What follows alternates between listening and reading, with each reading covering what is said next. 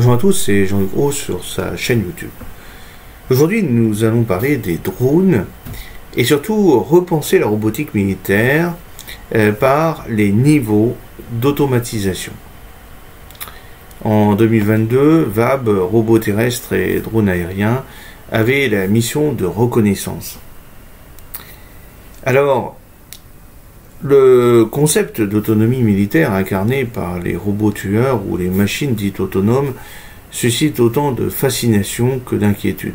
Depuis la campagne Stop Killer Robots en 2013, le terme autonome s'est largement répandu, alimentant de nombreuses confusions. Pourtant, l'autonomie totale demeure une illusion. Aucun système robotisé ne possède d'autonomie au sens philosophique. Tous agissent selon une programmation humaine précise. La réalité réside plutôt dans l'automatisation ciblée des fonctions spécifiques, navigation, visée, communication. Il est donc plus pertinent d'analyser les systèmes selon leur degré d'automatisation fonctionnelle plutôt que par la simple opposition téléopérée semi-autonome ou autonome.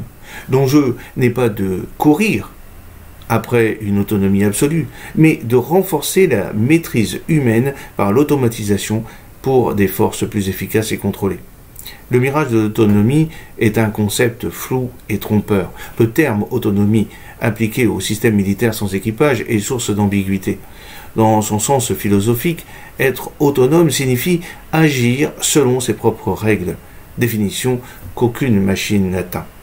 En tant qu'arme ou outil, cela n'a donc guère de sens. Les machines programmées par l'homme sont par nature hétéronomes, exécutant des instructions prédéfinies sans volonté propre. Parler de robots autonomes relève davantage de la métaphore ou du slogan et confère un vernis quasi magique à des systèmes en réalité très déterministes. La différence entre un système automatique qui suit un enchaînement d'actions programmées et un système dit autonome capable d'adapter ses actions à la situation tient uniquement à la complexité de sa programmation, non à une prise de décision libre.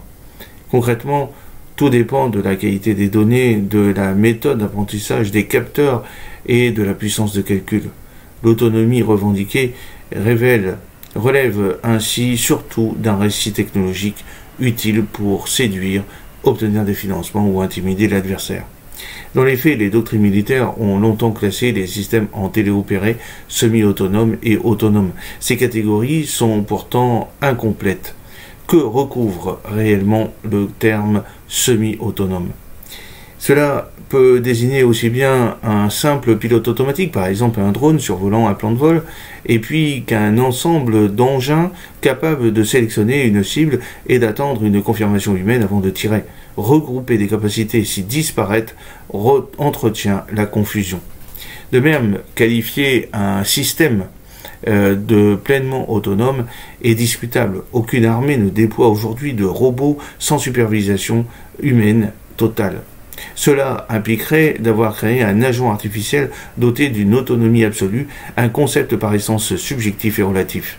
Le cadre conceptuel actuel de l'autonomie suggère une rupture technologique souvent exagérée, masquant le véritable continuum des capacités. Plutôt que d'opposer téléopéré et autonome, il faut adopter une approche plus fine, centrée sur les différentes fonctions et leur niveau d'automatisation. C'est dans cette graduation que se situe le progrès réel des robots militaires. J'espère que cette petite vidéo vous a plu. N'oubliez pas de cliquer sur le pouce pour la promouvoir, de vous abonner si ce n'est pas encore fait, et de partager cette vidéo sur vos réseaux sociaux. A très bientôt, fidèlement Jean-Luc Haut.